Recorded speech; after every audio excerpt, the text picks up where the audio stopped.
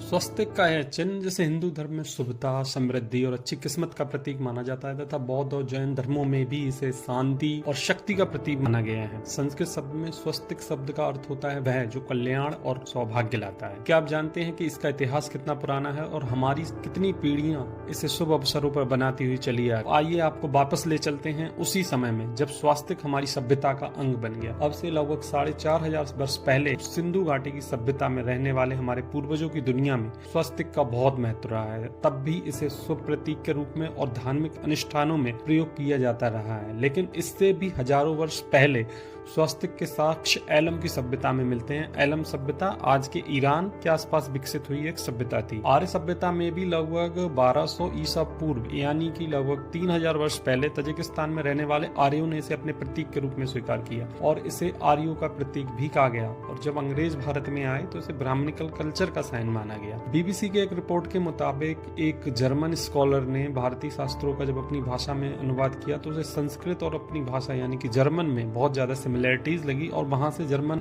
के लोगों ने भी इसे अपनी सभ्यता में स्वीकार कर लिया। लेकिन 1920 में जर्मनी में जब हिटलर ने नाजी पार्टी के एक सिंबल के रूप में इसका रूप बदलकर स्वीकार किया, जिसे हिटलर्स क्रॉस या हैकेन क्रूज यानी कि हुक वाला क्रॉस कहा गया, उसके और इसे घृणा और नस्ल भेद से जोड़कर देखा जाने लगा। हालांकि हैकेन क्रूज यानी कि हिटलर्स क्रॉस और स्वास्तिक में काफी अंतर है। जैसे हमारे स्वास्तिक का रंग लाल है तो वहीं हिटलर्स क्रॉस का जो रंग है वह काला है और इसकी भुजाएं दाईं ओर को 45 डिग्री पे झुकी हुई भी हैं। हिटलर्स क्रॉस से जुड़ी हुई प्रसिद्धि और होलोकॉस्ट से जोड़कर देखे जाने के कारण इसे एंटी कॉन्स्टिट्यूशनल ऑर्गेनाइजेशन का साइन माना जाने लगा और उसके बाद कई सारे देशों ने प्रतिबंधित भी कर दिया, जिसमें रूस, यूक्रेन, इजराइल, ब्राजील और उसके बाद खुद जर्मनी ने भी इसे बाद में बैन कर दिया।